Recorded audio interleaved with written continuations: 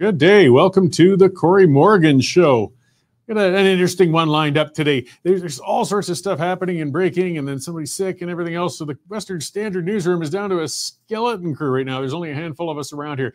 So we're going to be a bit of a different lineup. I'm afraid I won't have a check-in from somebody for the news updates, but I'll be going on about many things as usual, of course. I've got a guest coming in. I've been looking forward to this and talking about this. It's Cheryl Munson. She's of a Better Calgary party. For people outside of Alberta or Calgary area, Alberta's just started allowing political parties into municipal politics. It's already been happening in Montreal and Vancouver for some time, but it's just started in Calgary, and this party is just getting rolling. And it's controversial to some people, but of course, lots of other people are looking forward to it and thinking it could make some good positive municipal changes. And I believe it's going to make some good changes. But Ms. Munson's going to be in to explain a little bit more on what's going on with the party organization and what's happening with it.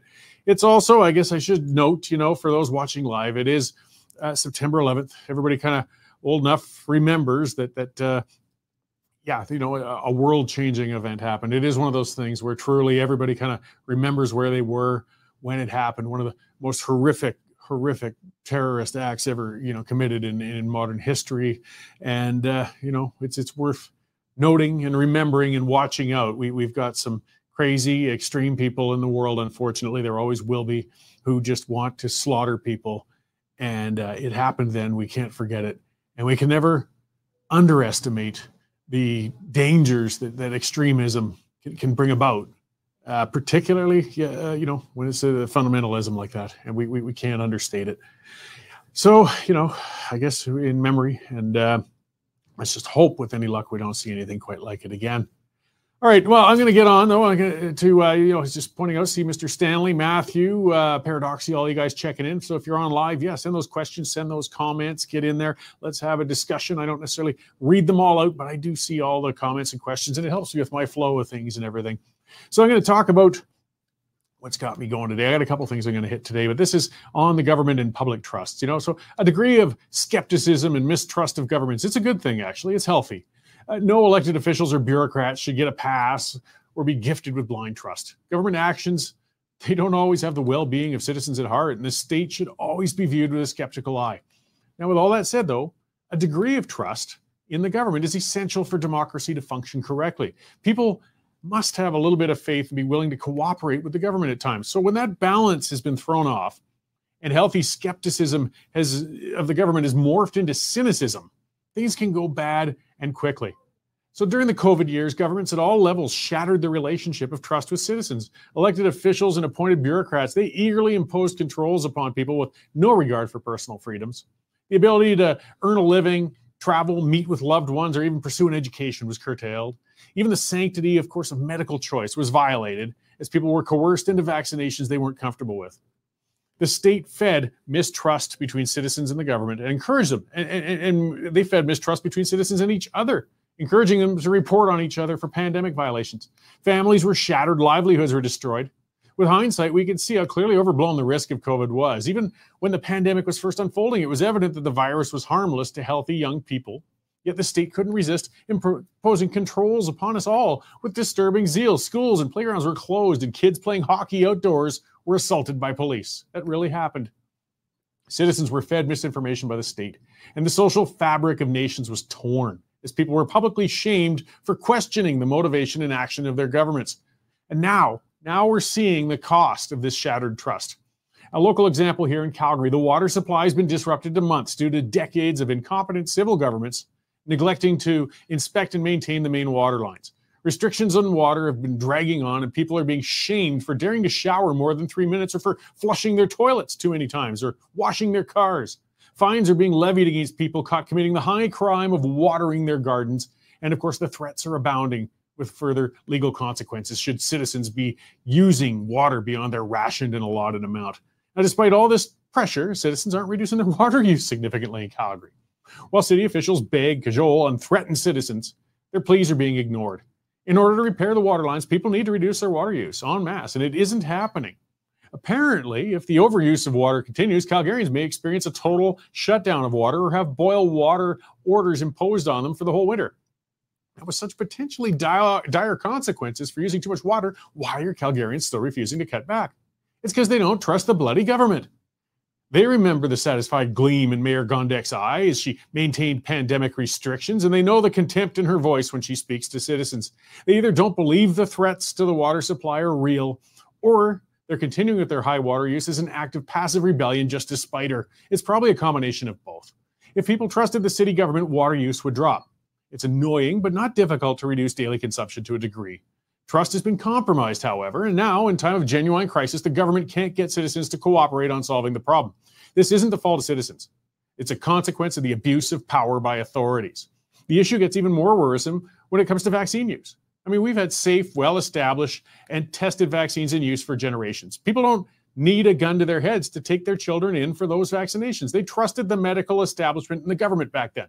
The lives saved through polio vaccinations and others have been immeasurable, as well as the savings in health costs. Now, though, we're seeing a resurgence of some of those diseases we thought were defeated. Measles is making a comeback. So is whooping cough. We have vaccinations for that.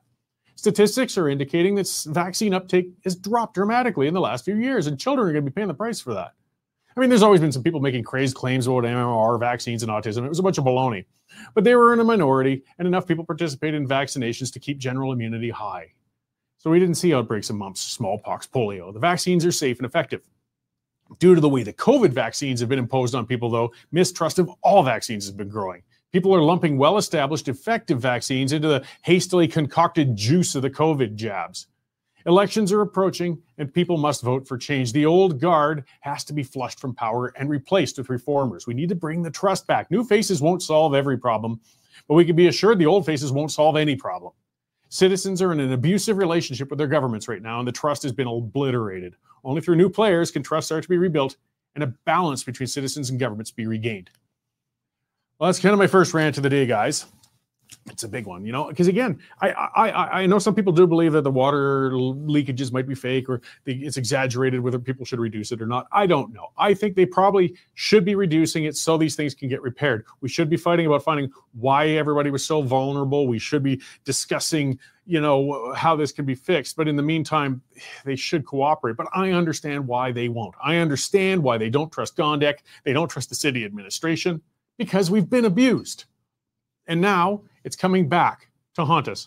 Likewise, again, mumps, rubella, polio, those vaccines were effective, guys. The proof is pretty solid with that. But people now are afraid of all of them, thanks to the idiots with the government shoving COVID vaccines down people's throats.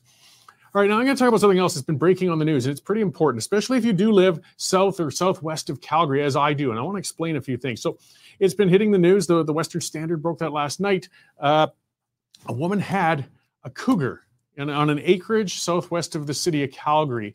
It came into her yard. She was her daughter was eating lunch, a 5-year-old girl, and looking out the window, she started screaming that something has got their cat, Oreo. As you can see in this video, the cougar was right outside their door. It was pawing at the door at some points. It was snarling. The dead cat, unfortunately, is behind the cougar there. It had killed it.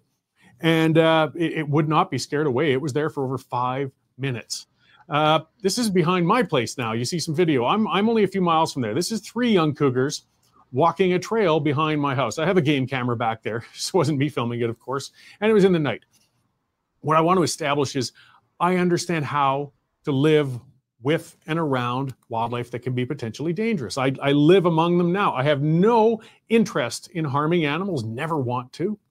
But I also understand when the line has been crossed and an animal has become too dangerous to tolerate. So this cougar that came to that woman's house, she called Fish and Wildlife once it ran away, and a lot of bizarre behavior.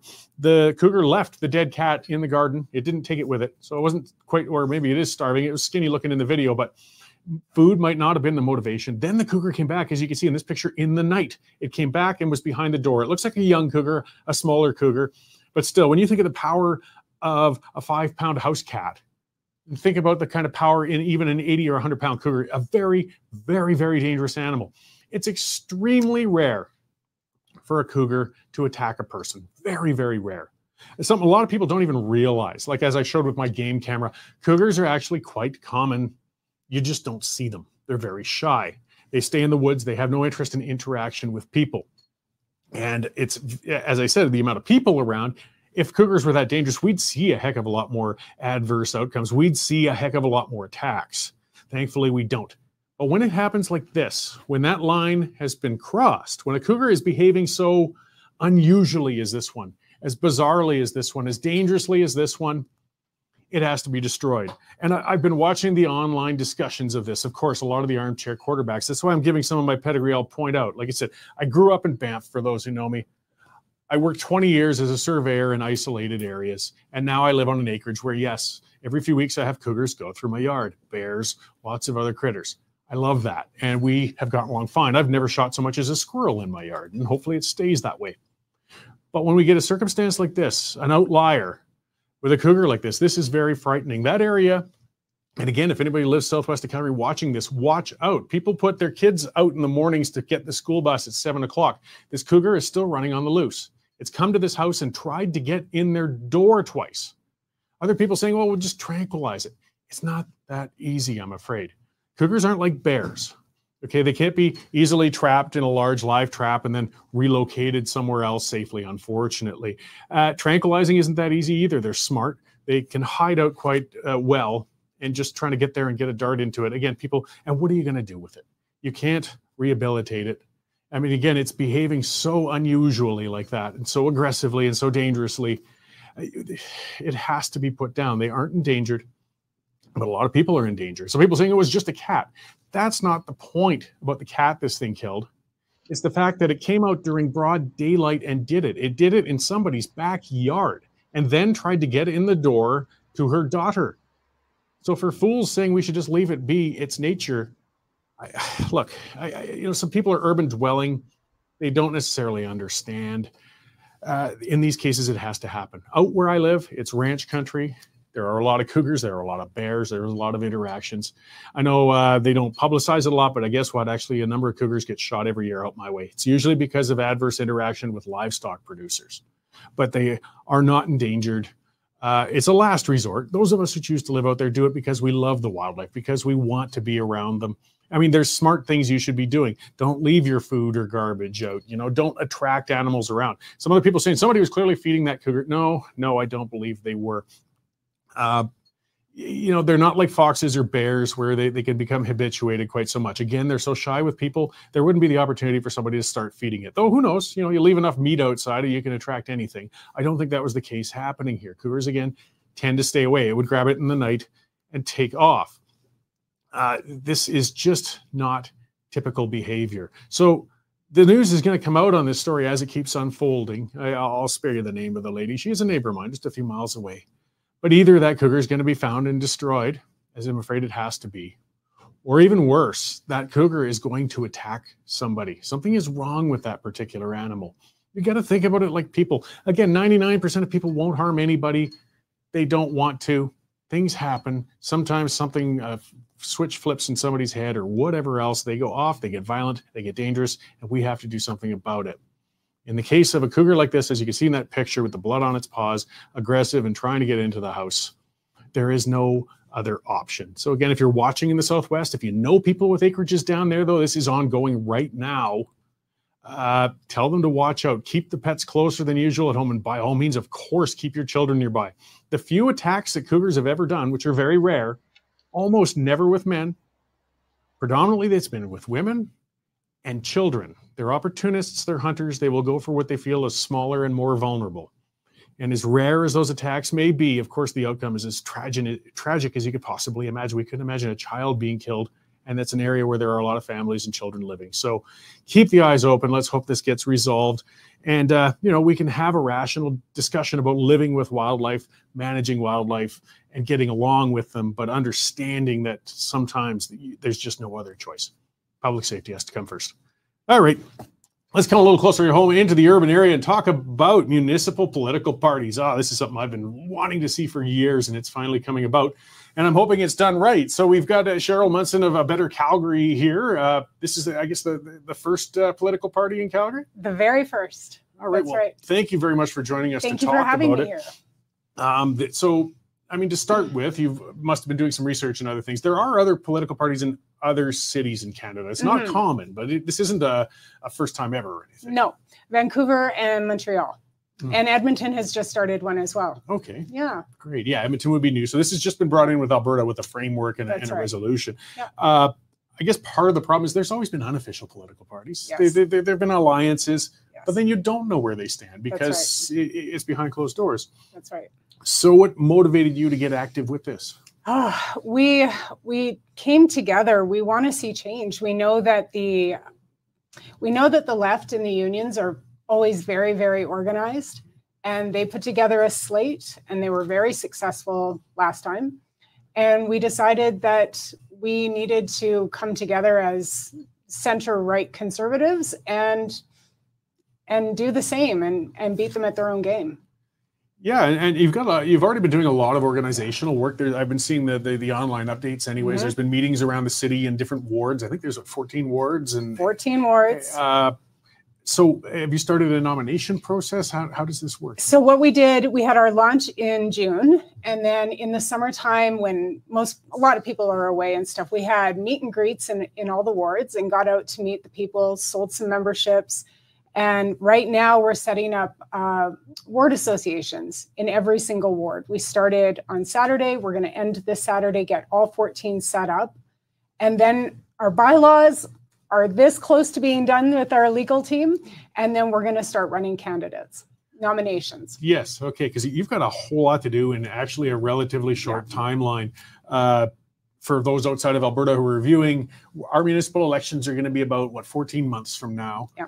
And to the point, I mean, it's one thing if a party was already established and just trying to get your nominees and get campaigning, you're establishing a party as well as getting those nominees. So being in such a rush, how do you prevent making mistakes? We have a really good team behind us. We have legal help, and we have a lot of really experienced people from all different walks of life that have worked on parties before. So we have a lot of great advice coming, and we're learning as we go as well. Yeah. So now this would still be different than a regular party in the sense of, okay, we got 14 council seats and one mayor seat.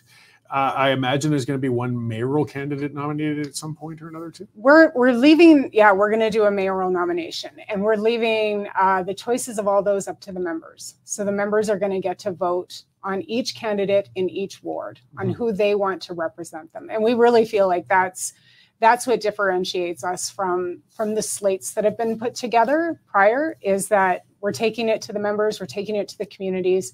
They get to decide who's going to represent them. Yeah. So as you're saying, the bylaws are just getting finished up, and for people not in partisan politics, that's kind of the rule book for the party. This is where you're going to do things and how you manage them. That's right. This being unprecedented is difficult. The relationship between the mayor candidate and the other candidates, it wouldn't be quite the same as a political party leader with MLAs or members of parliament, but they would still be kind of the main representative at the same time. Well, we don't feel like our party is going to have that kind of a leader. There's going to be boards and there's going to be accountability, but the leader isn't necessarily the mayor. Like the premier is the leader of the UCP. The mayor is not going to be the leader. It's going to be everybody working together. Yeah, so it's different a little bit. Is all I'm saying, that relationship, because one of the questions people have, and it's a fair one, they fear they could lose local representation if their councillor comes in conflict with the leader or the mayor or the party. Sometimes a one ward's interest might be different than another ward's interest. That representative wants to be able to, or people want to make sure their representative can represent them. So what we've decided is that the party itself isn't going to determine policy. We're going to leave that up to every councillor, every candidate that's going to run is going to be out in the community talking to the people, having those conversations, and then can develop their own policy based on those conversations. And because what's good for Ward 7 is Ward 7 is very close to downtown. We have different issues than Ward 10 is going to have out in the Northeast. So we feel strongly that those councillors should be representing their wards. Yeah, so generalized principles, because you still have to have something in common to bind you. But I mean, I like the idea. I can see how it wouldn't work where you have to draft legislation somewhere like federally or provincially. But I mean, that's where parties split apart when they fight over, well, this little policy over here, this little policy over there. If you could just stick to the general principles, that's right, you could hopefully have some unity. In all the meetings that we had as a group coming together, figuring out what this was going to look like, I think the conversation we had about values and principles was the most intense, because we wanted to make sure that that was our guiding. That's our guidance on vetting candidates and how we believe the party should be run. So we're looking for people who agree and are in line with our principles and values. Yeah. So, I mean, you know, some of the things I guess you speak of is like smaller government or focusing on focusing on the things that City Hall is supposed to be doing. Like providing water, I've heard, has been a big one. Water. I showered today. Yeah. So I appreciate it. Thank you. Water. Potholes. We hear a lot about potholes in the city. I drive a 4x4 and I'm really glad because some of the roads in the city are tragic. Oh, it is terrible. And we got a lot of pet projects and other things happening on the side. Another big issue is crime, disorder, things on transit. Yeah. A lot for your candidates to bite off. That's right. But if they focus it in their ward, then they're going to come up with there's going to be maybe 10 issues. They're going to come up with the top 3 and they're going to be able to develop their candidacy around that. So in the case of incumbent candidates, it might get a little stickier for you. There's a few that perhaps some of the new party members would like to stay on and see. Would you make them go through a nomination process? So what we're going to do is we're going to allow the members of each ward to vote, and we're calling it a bypass nomination. So the members get together in the ward association and they get to decide if they want their current candidate or their current councillor to be the candidate. So they get to decide. We're doing it in all 14 to keep it fair to everybody. And after that person has been acclaimed or not, then we approach the councillor. Let's use Dan, for example. We approach Dan and say, the members of your ward would like you to run under the party banner. He has 48 hours to agree or not to agree. And then we go from there. We run it. Just to clarify, I'm assuming you're speaking of Dan McLean of Ward 13. Yeah. Okay. Just as an example. Yes. Well, in looking broadly, I mean, he hasn't said anything for or against as far as I've seen.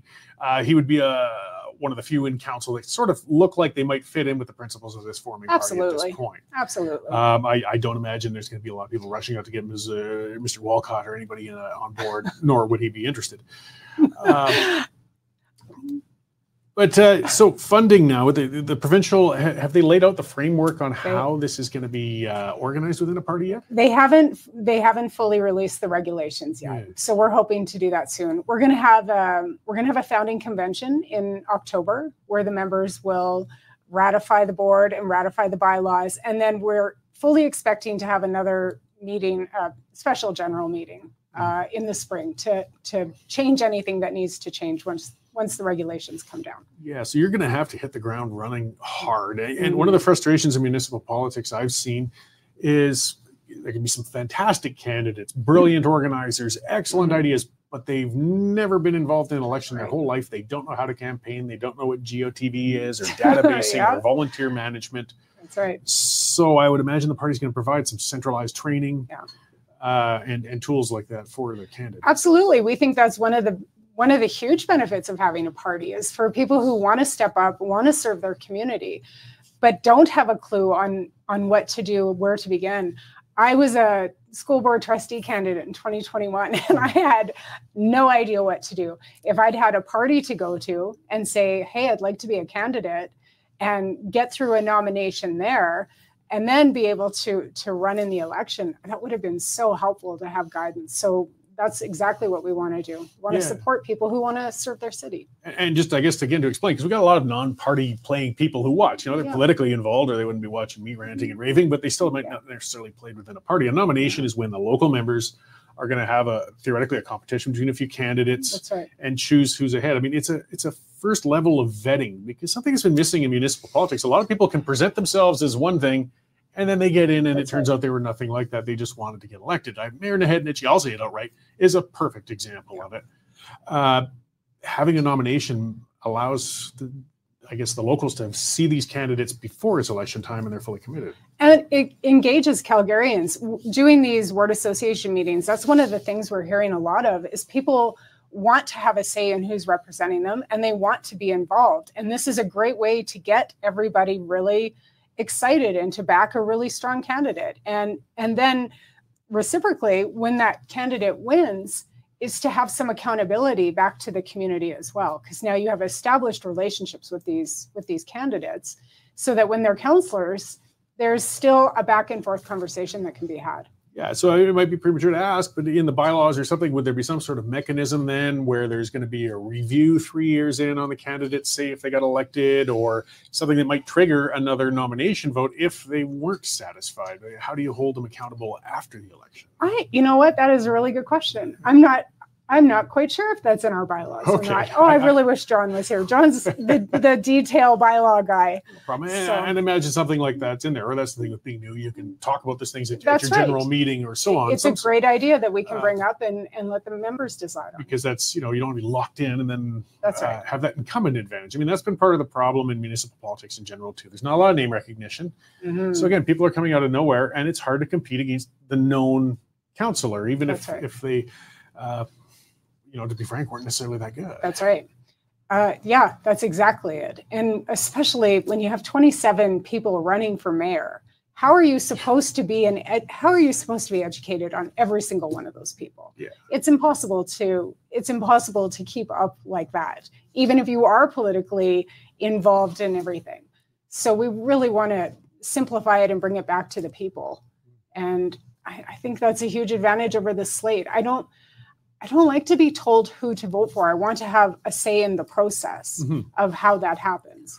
Well, and keeping them rolling, as I said, between elections, like one of the best strategies for councillor once they got in used to be nobody moves, nobody gets hurt. There were two who stand out. And, I'll say their names. You're being nice, you're starting a party. But Dale Hodges, may he rest in peace. But he was in for something like 30 years.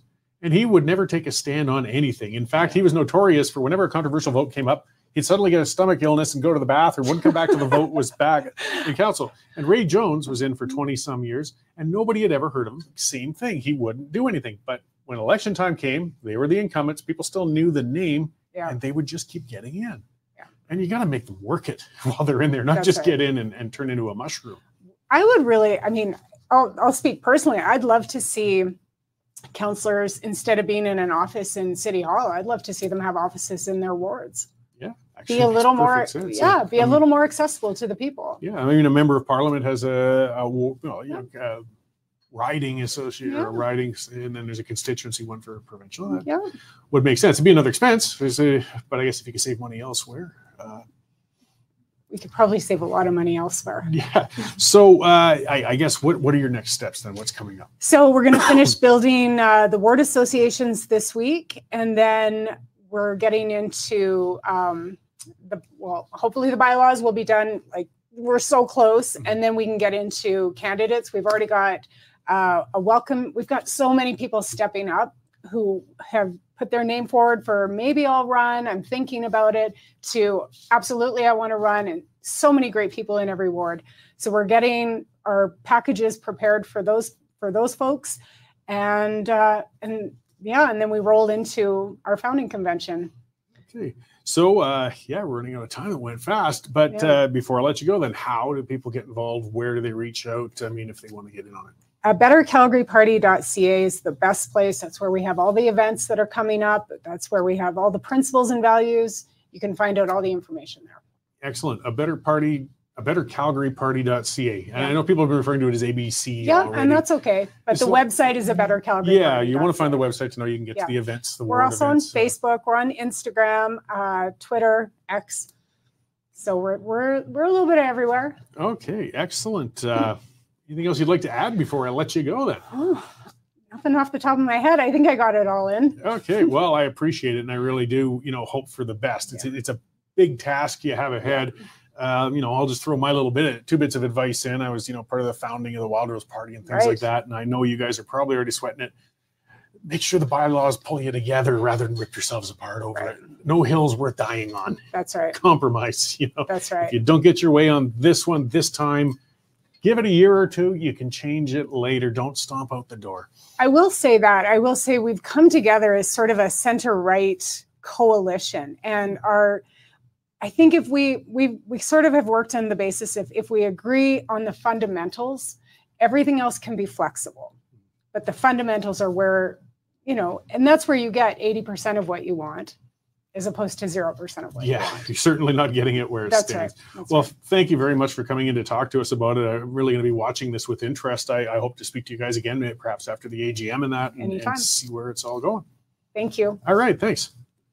So that was Cheryl Munson of a Better Calgary Party getting formed. I'm really looking forward to this. Like I said, I've been a proponent of this for quite some years, and some people get soured when they hear the word party. They worry it's going to turn it into an unreasonable show of competing egos. Well, the thing I got to point out to people is you've already got it. It's just unofficial. This puts it in the open. This gives you a means to participate and have something to do with it. If a union's doing it, it's going to be the union heads who, are tied in with the NDP. The party was there, and now it's going to be open. I mean, the unions put in $1.5 million, I believe, into the last election through other advertising and things like that, which definitely had an impact on the election. As I mentioned earlier, Naheed Nenshi, people wonder part of why I have such a beef with him. Well, part of it's because he's a bloody socialist, but the other part is I can respect an honest socialist. They do exist, absolutely. And Rachel Notley, I mean, I always opposed her. I would never vote for her, but I had respect for her because she's always at least been upfront about what she's about, what her ideology is. Naheed Nenshi campaigned on being pro-business. He campaigned on being small c conservative.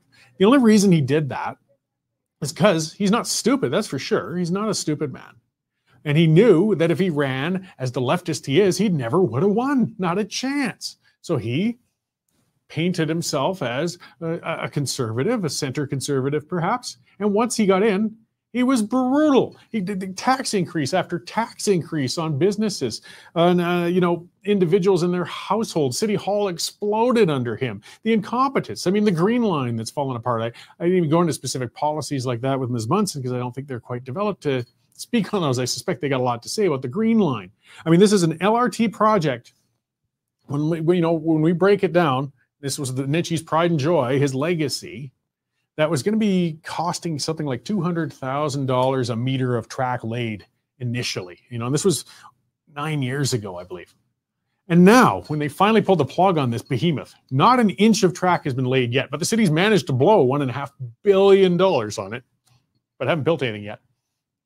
And the cost projection is up over $625,000 a meter for this little train track that's going to go into an area that barely anybody lives in. That's the legacy of Nenshi.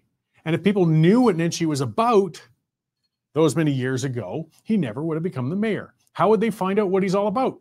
Well, if he'd have run through some sort of nomination, some sort of vetting, a competing candidate would have said, would have brought it up. It would have been brought before the members, and they probably would have rejected him before he even got on the ballot for the party. So rather than fighting against political parties, let's bring them in the open. Because the only thing worse than an official political party is an unofficial political party. I mean, people have talked about that. I've been on those hypothetical discussions. They say there should be no parties anywhere. There should be no parties in the legislature, for example. Let's say we did that. Let's say we illegalized and disbanded every political party in the legislature like that overnight. Okay, it's fine. What do you think is going to happen? Well, our system forces us to have something to choose a premier. So they would have to, I guess, get together all the MLAs, these nonpartisan MLAs, and I don't know, rally around a few people and vote amongst each other and eventually choose a leader. Well, while they do that, obviously they got different ideologies. 15 MLAs are going to go over here with this leader candidate, and 40 are going to go over here with this candidate, and 22 are going to go over here with this candidate. And then they're going to bond, and then they're going to share party ideas, and then they're going to sit together in certain parts of the legislature, and then they're going to vote on the same sorts of policies together. Guess what? You're back to a party system. It never went away. You just hid it. You made it more complicated. You made it more difficult. You can't get rid of it. So call it then a necessary evil. And yes, it's not a cure-all. We've seen that. I've seen a lot of the commenters talking about that. Yeah, that it's a lot of cynicism, and I don't blame them. That's part of my initial monologue talking about the mistrust with government, that no matter what you do, nothing seems to change. I don't fully believe that, and I'm a pretty cynical guy. Not enough changes, not enough stuff's reactive, but the one thing is you can be guaranteed to lose if you don't participate. So you want as many tools as you can possibly get. This party getting founded, I'm going to watch with interest. As I said, I've taken part in founding parties before, and it's a complicated, tenuous affair that can split up fast. As I said, the tips I would give to others out there is just, and that's the hard one for me, a prideful guy, an opinionated guy like me, when you're on the board or something like that. If you don't get your way, just Get upset, that's fine, but let it go. It's not worth stomping out of the room. So many people get into politics with, that's my hill to die on, and darn it, I'm just not going to participate if I don't get my way. Well, that's a destructive way to look at it, and that's how you lose. So it's going to be interesting to watch. They got a lot of work, and there's going to be competed interests. There's going to be different groups. One of their other risks is when there's nominations. Well, you get a winner of a nomination, but it also means you're going to have a loser or losers. And not all of them are going to go off into the sunset peacefully. Not all of them are necessarily going to say, well, I didn't win the nomination, but I'm going to still support the candidate. In fact, some might run against the candidate they lost the nomination to. That happens. But if the party's going right, if the party has branded itself right, if their candidates are standing out, it's going to be very difficult for somebody not with that party to come at the similar platform and garner any interest and win. So, and I mean, Calgary's City Hall is terrible. It is terrible. There's really only maybe 2 or 3 people in that whole City Hall that are worthy of keeping. That's how bad it is. So who knows? This party might not succeed. It might become corrupted. It might do poorly. But it's a better way to go at it. I see Shane Wenzel commenting, and there's somebody very, very familiar with municipal politics, and he's been quite active. He said, there's no one to blame other than the people who don't take the time to vet the candidates. And he's absolutely right. I mean, the old statement, you know, as they say, in a democracy, you get the government you deserve. The problem is, unfortunately, municipal apathy. You know, it's apathy on every level of government. But municipal is the worst. It's got the worst turnout, the worst voter knowledge. And unfortunately, people won't take the time to vet the candidates unless they're pulled out kicking and screaming to do it. And to do that takes organizing. It takes solid messaging. It takes repeatedly hitting the doors and engaging them.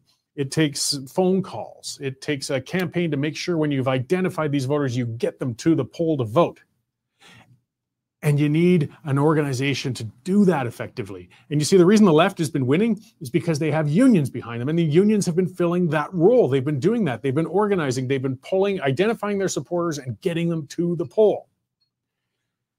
Parties have to do the same on the other side. They have to. Or unfortunately, yeah, people won't take the time to vet the candidates. And you could still end up with bad candidates with a party brand. That's part of why I asked as well, what do you do if it turns out your candidate isn't very good, even after the election? Well, then, you know, you've got to give the members a mechanism to change that, or they will lose interest. The other hard part that this party is going to have to learn, leading up to elections when people are excited and active and getting involved, it's the time between elections that's tough, guys, especially if you didn't win your ward or constituency or whatever you're at. This is advice for anybody playing in politics as well. The hard part is the first year after an election, especially if you haven't won. It's so important to keep campaigning. The campaign begins the day after the last one ended, but you've got to keep people active. You got to keep them interested. You got to keep them excited. You got to keep them enjoying it. Brenda Raven saying Edmonton has pace as well. People must get involved. I imagine that's the political party that Ms. Munson was referring to that started up in Edmonton. Yeah, one's getting rolling there. This legislation's only applying right now to allow these parties or at least give the framework for these parties in the 2 major cities. I can guess if it's effective, if it works, it'll spread at least to larger jurisdictions. I can see it not being feasible in the really small towns where you're talking votes of a few hundred people. But Red Deer, Lethbridge, Grand Prairie, Fort McMurray, we've got some centers that can certainly sustain a party system. But it's up to them. It's up to them. And all the government has done is provide the framework. If you don't like it, there's nothing to stop people from not voting for the parties or the candidates with them. That's where I see some of the sickness that comes from a lot of these municipal groups and the ones that come out. And when I see the municipality organizations always complaining about, oh, this is not what citizens want. Citizens don't want political parties. They don't. Well, then why are you worried about it? They won't vote for it. No, the reality is those ones who are part of those municipal organizations know that the citizens don't want them. And they know if the citizens organize, they're going to be in some serious trouble. The status quo is going to be in trouble. So they would rather the provincial government did not provide the framework, the rules, and the ability to have a party mechanism to compete in these elections. That tells me right away, if we want to challenge the establishment, the best route is through a party. Guaranteed route? No, there's no guaranteed route. There's no guarantees in politics. It never ends. As I've said to other people, it's not like, a video game. You don't get to the end and rescue the princess and raise the flag and it's all over. The game just keeps going and going and going. Sometimes you win, sometimes you lose. As I always say, you got to participate though, or you're guaranteed to lose. Speaking of party politics that are dysfunctional, and I know some people will blast at me for this, and that's fine. I don't like Trump. Never liked him. I'm conservative. If I was American, I would vote for Trump because he's better than the option, but I would hold my nose to vote for him. And it's only because his option is so bad. I wish the Republicans could have chosen somebody better. But he's who's there now. And yes, I would rather see him as the next president than Kamala Harris. But I watched that debate last night. And, you know, lots of people say, we're speaking of cynicism, speaking of party systems failing. You know, people say this a lot, and they've got a valid point. The Americans, what do they got? 300 million people more? And those were the best two you could find. That's the apex. That's what your party system. So that's for somebody who's opposed to party system, somebody who's critical of my saying that it's a better system. They've got a valid point in pointing that out. Well, look what you got out of it there. And they're right. You know, something is terribly wrong with their primaries. If that's what, with all the filtering, with all the hundreds of thousands of people who take part in politics at all sorts of levels and everything else, that was the cream that rose to the top on the top two parties. Good Lord, in what is the most powerful country in the world. I'm just really hoping, whichever one of those two wins the election, that there's just some sanity and rational behavior on the part of the Congress and the Senate to make sure that neither of them, whoever it might be, does anything too radical or nutty. But I mean, watching those two on the debate last night, it was painful. Neither of them really went specific into policies or committing themselves to anything. It was an insult fest. It was a BS fest. I mean, and yeah, there's bias, absolutely. The moderators jumping in on Trump over and over were irritating as hell. And some people saying, well, they had to fact check.